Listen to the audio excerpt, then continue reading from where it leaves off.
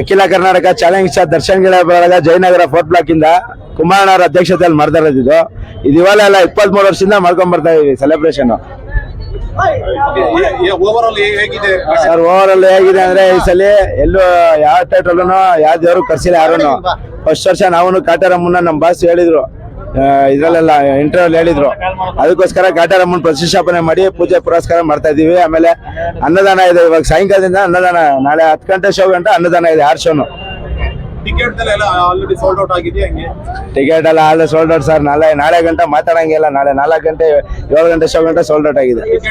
ಬೆಳಗ್ಗೆ ಸರ್ ಬೆಳಗ್ಗೆ ಇವಾಗ 12 ಗಂಟೆ ಶೋ ಅದು ಓಡ್ತಾ ಇದೆ ಸರ್. 1,500 ಓಡ್ತಾ ಇದೆ ಎಲ್ಲ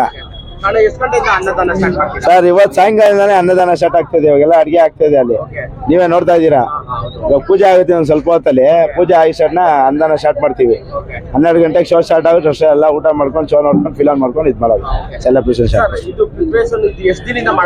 ಸರ್ ಇದು ಅಲ್ಲೇ ನಾವು ತುಂಬಾ ದಿವಸದಿಂದ ಮಾಡ್ತೇವೆ, ಒಂದು 15-20 ವರ್ಷ, ಒಂದು ತಿಂಗಳಿಂದಾನೇ ನಮ್ದು ಇದು ಪ್ಲಾನ್ ಎಲ್ಲ ಸೇರ್ಕೊಂಡು ಇವಾಗ ಒಂದು 15 ದಿವಸದಿಂದ ಇದು ಮಾಡ್ತಾ ಇದ್ದೀವಿ ಸೆಲೆಬ್ರೇಷನ್.